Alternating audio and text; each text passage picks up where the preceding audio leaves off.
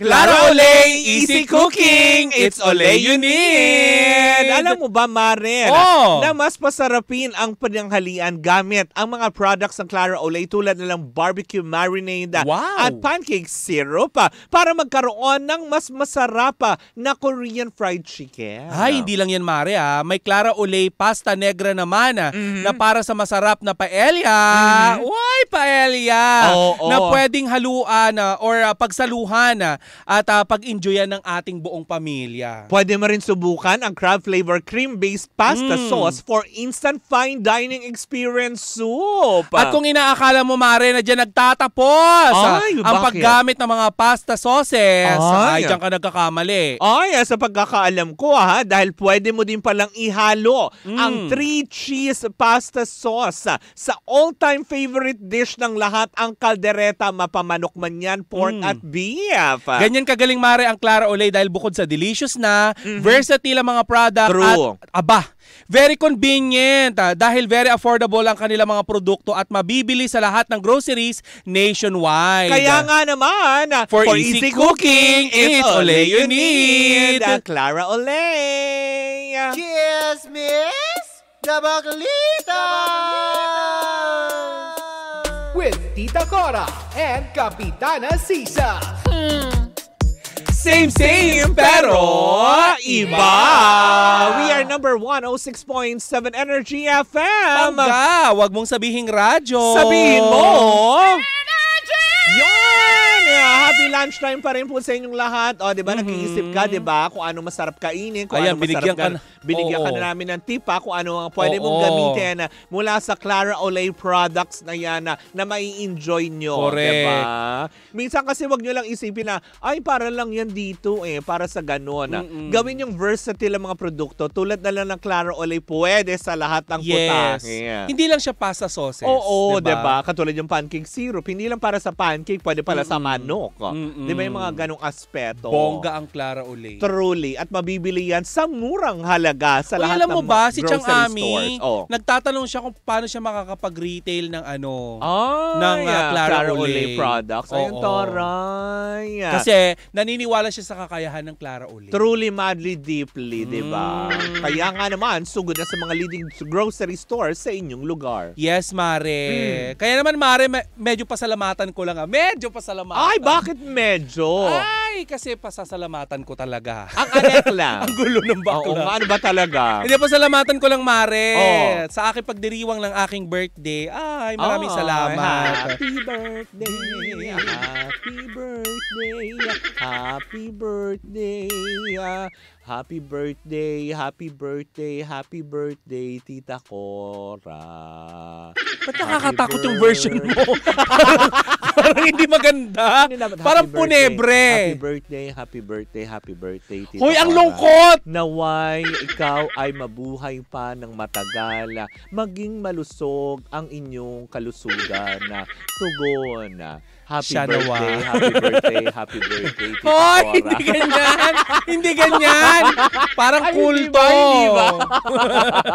Ay, pasalamatan mo na. Gora Bells, Bomb Bells, shoot! Ay.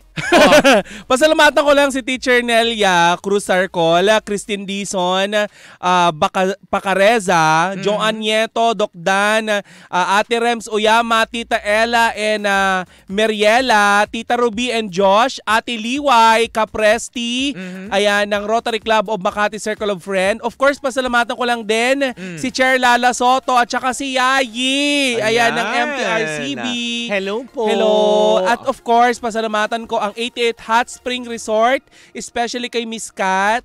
Ayan, ang aking Bingo Plus family, syempre. Yes! Sir Chan! Sir Chan, nakasawa. Sir Chan, may kiliti ako, Chan.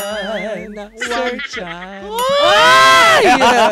Si Tita Alicia Balatbat ng Lola Nena. Correct, diba? Ate Teresa Labasan, Tere Di Jesus, Risa Corihara para sa pagkain natin ngayong tanghali. Ay, talaga Talaga ba? Ayan. Oo. Sa aking family, ayan. Sino? Ha? Sa family, kay ni Names naman. Mami Grace. Yan. Hi, Mami Grace. Si Sa Doña nag-give Grace. birth. Ayan, diba? ayan. Sa aking jowa, ayan, ayan, palipad siya kayo ng Bohol. Ay, di. Ate Vivian, ayan. Si Chang Ami at saka Kuya Obet. And of course. Toray, binabati mo sila. Binigyan ka na ba ng isang kabang bigas? Hindi, chicharon. Ay! Sabi, di ba? Sabi mo, sinend ko sa bakla. Gawin mo namang bigas. Huwag mo namang patayin yung bakla. Oo. Alam mo nga, high blood. Bigyan nyo ng bigas. Ang dami yung bigas dyan. Hoy! Nakakaya! Wag na, naririnig naman nila yan. Tsaka Ami, padala nyo mamaya pag uwi niya. Yan. Uy, bakla naiya ako. Ay, hindi Hindi, pasalamatan ko Pag lang, hindi of ka nila course. pinadala, sabihin mo, sasabihan ko talaga, madamot kayo. Hindi magandang pagpapalaki. Mabe-pressure. Mabe-pressure si Chang Ami tsaka si Kuya Obe. Hindi yung totoong budol. Of course. O, diba? Mare, pasalamatan lang din kita sa paghalili sa ating programa sa loob ng 2 araw. na-enjoy namin, grabe. Kaya, Oo. Nawala ako. Hindi, na-enjoy naman namin dahil alam namin nag-enjoy ka. Dahil syempre minsan lang bumaba ng barko yung asawa mo, di ba? So Birthday kailangan ko. sa'yo umakla yung barko. Huwag natin pag-usapan yung off-air yun. Syempre, pag dumaong ang barko, kailangan daong din. Ibang barko yung sinasampahan. Bastos. Ayo, bakit ba naman Hoy. sinasabi ko? Uy, hindi magugustuhan niya ng susunod kong pasasalamatan. Correct, diba? Ma'am Magagalit Becca, yan. maraming salamat. Energy FM family, maraming salamat. Oh. Ayan, syempre, pasalamatan ko lang din. Eto na ha. Oo. Kasi may nambaba siya akin nung Oo.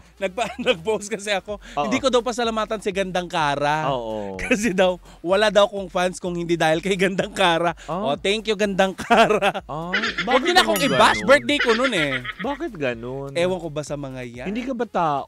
Tao ka din naman Huwag naman po ganun. Parang nakakaano naman yun. Kasi kung ayaw niya naman din pong suportahan ang Baklitas, maski ako, kaya si Tita Cora, wag niyo na lang po kami pagsalitaan ng ganun. Dahil hindi naman po namin kayo pinipilit na suportahan ka. Ayaw mo na, sinikmuraan ko na.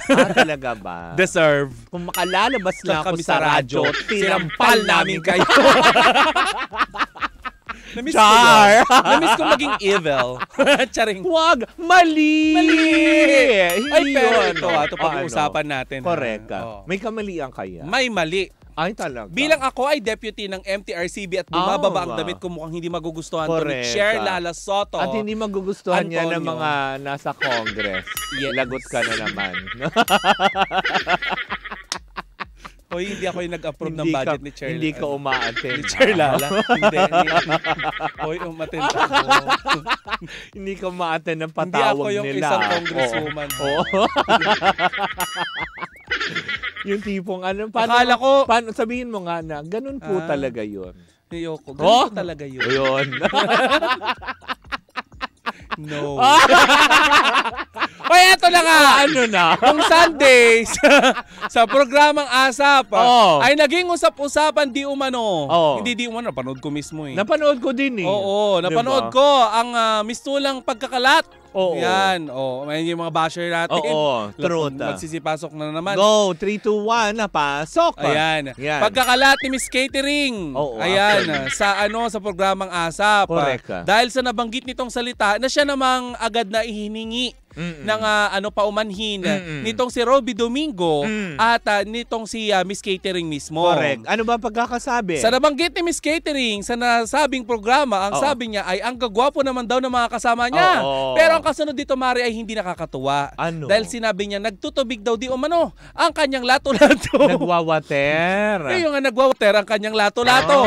Ay, ano nga ba ang ibig sabihin nito, Mare? Pasok. Ang ibig kong sabihin yan ay nagkakaroon po siya ng pagnanasa sa kapwa lalaki na hindi niya mapigilan kung bakit siya ay naglalawa. Sinasabi mo ba, Your Honor, na lalaki si Miss Catering? Hindi po siya lalaki, bagkus siya ay isang babae na nasa katauhan ng isang lalaki. Pero eto lang, Your Honor. Ang napansin ko lang, Ano? hindi ganyan sumagot sa Congress. Hindi, ganun talaga Hindi ka dapat. makakapag-file ng COC mo. Ay, Mahinahon. the presentation for the overall budget is presented already and submitted for jurisdiction of the committee. Okay. Your Honor. Kasunod nga ng paghingi ng tawad. Shiminate like. Bala ka dyan, ha? Bala ka dyan. Pag ikaw pinost si Direk Daryl Yap. Shiminate like. Makalkal talaga yung pagpapalaglag mo. Bakit talaga? Ng ilong. Ewan ko ba naman kasi sa'yo. Hindi ko tinatago yan, Nagpalaglag ka ng ilong. Gawang Doc Nina Rodilla yan. Nagpagawa, hindi ka nagpasira. Oo, hindi. Nagpagawa. May iba kasi nagpagawa pero parang sinira. Parang, oo. Ano ba yun, promo? Maganda sila, tapos gusto lang nila ma-feel kung paano nga ba masira yung ilong. Ganon. Oo nga. Hindi nyo na alam saan nyo ilalagay yung pera. Char, ganon. Tapos ano na? Pero pagkatapos nun, Mare, ihiningi ulit ng tawad ni Miss Catering. Actually, di ba? Kung pansin-pansin na medyo nawala awkward yung sigla niya. Kumpara ng opening, di ba? Yung opening program, tapos yung bagong nag-meet yung With the Boys ng ASAP. Yes. Tapos yung finale na nakumanta siya sa huli, ramdam mo na medyo yung awkwardness at medyo nahiya siya. Correct. Ng bongga, di ba? Hiningi natin ng ng opinion at ng pahayag ang ating pamunuan sa MTRCB. Ngunit nananatili pa rin itong tahimik sa nasabing issue. Pero ang nakakaloka nito, Mare, may mga deputy na nag-report ng mga nasabing issue sa programang ASAP. At ngayon ay pag-aaralan yata ng board kung ano ang pwedeng gawin. Sino kayong deputy yun? Hindi ako yun.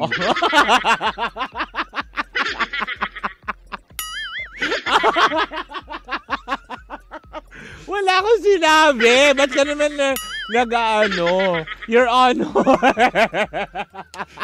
Hindi ako yun, Kahit magtinginan tayo ng reports. Hindi. Pero alam mo, masasabi ko lang din, hindi, kung sino man deputy na yan, may deputy din na kumausap na sa board member. Tanong mo kung sino? Ikaw. Hindi ako yun, no? Sino? Diba? Hindi natin alam, diba? Pero yun lang nga, diba? So, etong deputy na ito ay pinarating lang naman kay board member John Marini Pizaras. Ay. Diba? Na sa mga aspeto na yun ay iniintay na lamang po nila kung merong magrereklamo ng mga normal netizens. Diba? Normal netizens! Mare, nagkalat na ngayon. Ayan, sa TikTok, ang nasabing mga issue. Truth. Ng nangyari kay Miss Catering. Correct, diba? So sa mga ganong aspeto, Mare, sa tingin mo, kaninong fault yun? Alam mo, Mare, fault ba nung guest yun o fault ng mismong programa? Ito, to be honest, ayan, sa mga ganitong klase ng mga ng mga programa, hindi naman talaga yung guest talaga ang may kasalanan dyan. Dahil yun ang personality ni Miss Catering. Correct. I have nothing against Miss Catering dahil nakakatawa talaga siya. Marami nagigiliw sa kanya, diba? At very inspiring ang kanyang ginagawa. True. Pero kasi, ito lang yung masakit na katotohanan. Iba ang social media, iba ang mainstream. Correct. Ngayon, kapag kayong dumadayo sa mainstream, matuto kayong rumispeto sa nakagawian sa mainstream. Ang buong paggalang at pagrespeto sa mga manonood. Tsaka yung mga regulasyon na dapat sundin, lalo pat nakaantabay, meron isang sangay ng gobyerno na nakatutok yan sa mga free channel TV. Yes. Ang nakakaloka dito, hindi ko alam kung may briefing ba ang ASAP na ginagawa bago sila mag-start ng kanilang programa. Kasi nung time na yun, Maren, diba, nung linggo, kung ating napanood lahat yun, nung pagkabanggit ni Miss Catering na siya ay nag-water-water, diba yung mga ganon, na bagay naman na tipong makipapansin ng mga co-host, biglang nanahimik sila at hindi nila alam paano sasabihin, kung paano sasaluhin. Dahil hindi nga nila, kumbaga na-caught off guard sila. Diba? Ano mga pangyayari na yun. Pero kahanga-hanga ang ginawa ni Robby Domingo. Exactly. Nahinangaan din ng ilan sa mga board members ng MTRCB. Alam mo kung anong sabi? Yes. Ang pagkaka-anunsyo, pag nila mapagka-anunsyo, ang reaction lamang nila nung kanila mapag-alaman to naging problema sa ASAP, buti na lang na doon si Robby at naisip ka agad. Diba? Yes. To make a public apology right there and then. Yung mga batang artista na nakatabi ni Robby noon. Matuto po kayong gayahin yung mga ganong klase ng host. Kasi pagdating ng araw na itong si Robby Domingo, wala dyan at mangyari ulit yan, at least alam nyo kung paano nyo sasaluhin yung buong programa. Truth, diba? Dahil kapag hawak mo ang mikropono, paano? Paano hawakan ng mikropono? Paghawak mo na ang mikropono, bakit ka nagre-react?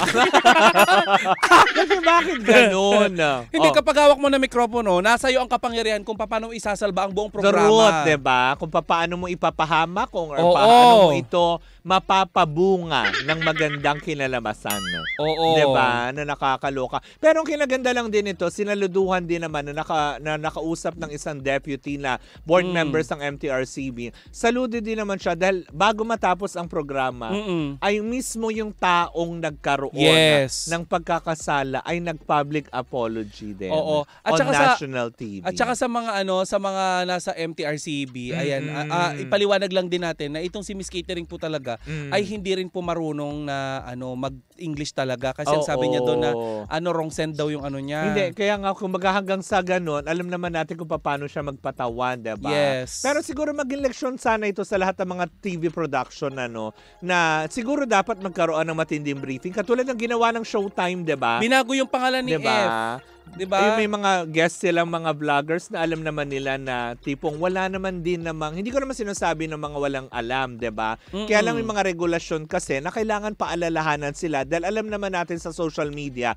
walang regulasyon na kahit na anong gawin mo dito. Mag-umpisa na mismo sa mga influencer, Mari. Kung alam niyo mag-guest kayo, gawin ninyo kung anong ginagawa ng mga artista. Huwag kayong magmumura on air, huwag kayong magsabi ng kung ano-anong... Kasi diba, may mga batang nanonood. Personality na rin naman sila although magkaiba ng platform dahil iba ang mainstream TV, 'di ba, kumpara naman sa social media platform.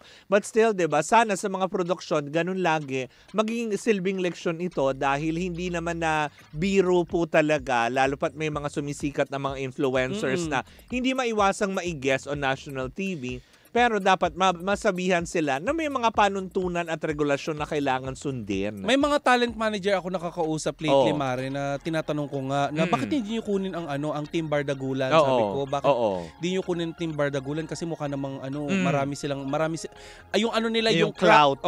Yung clout nila ay sobrang lawak, sabi ko. Para nang sa ganun ay magkaroon ng collaboration yung programa at saka tsaka kayo.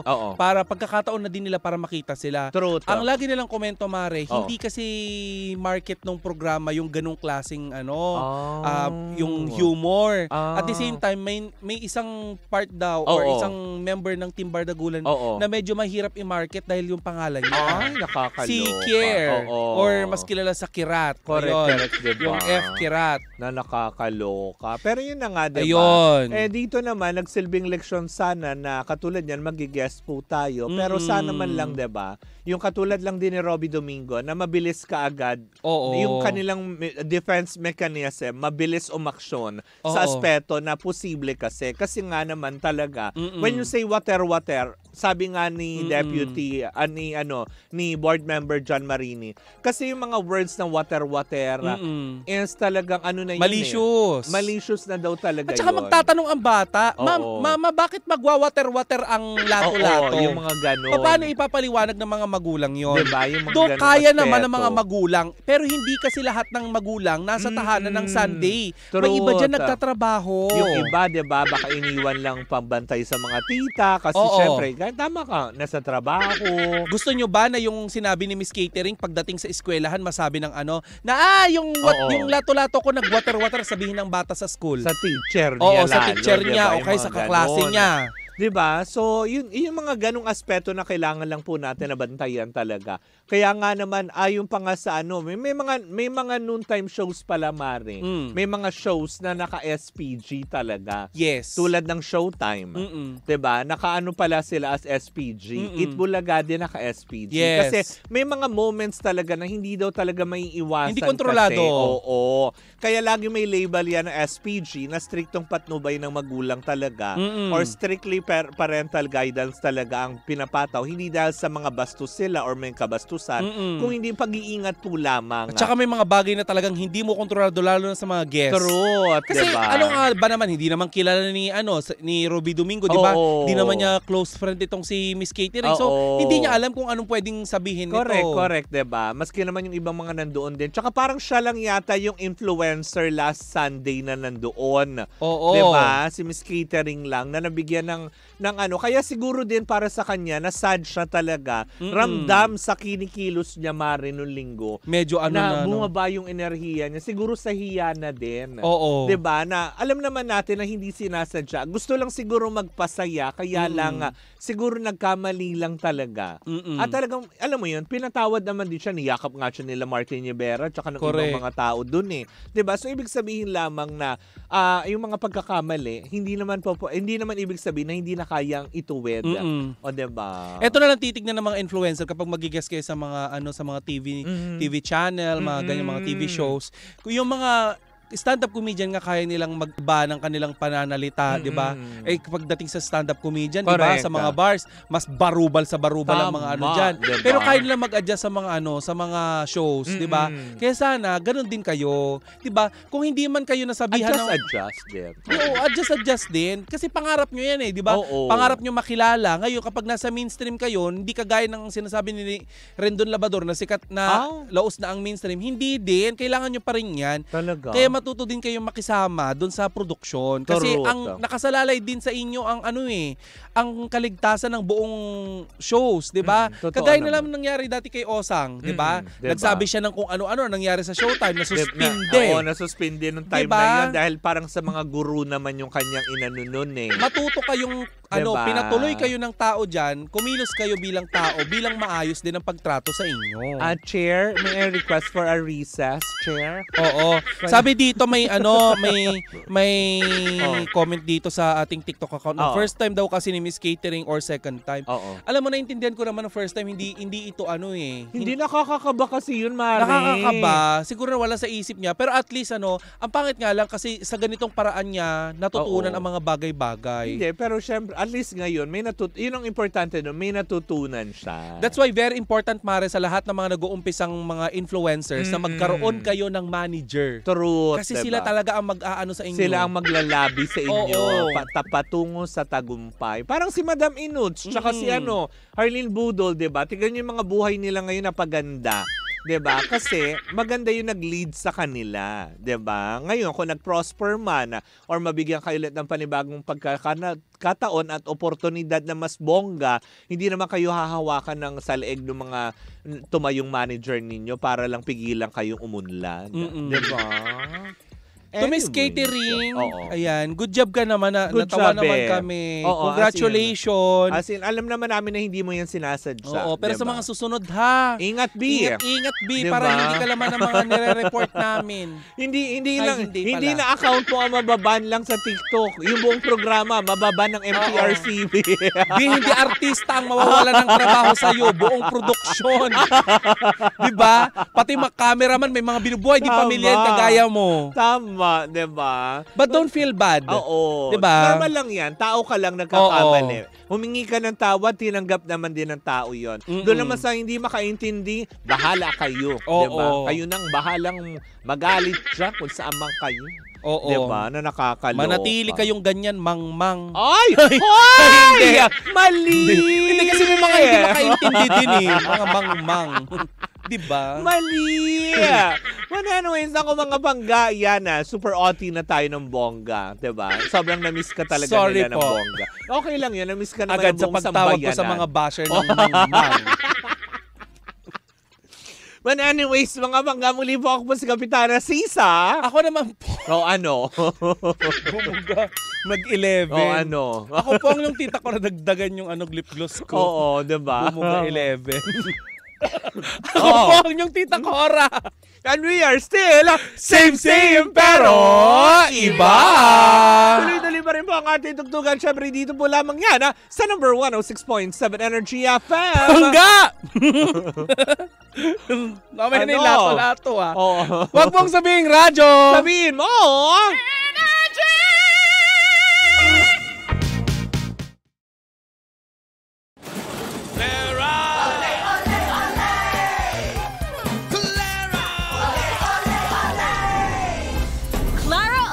For delicious, convenient, and versatile meals,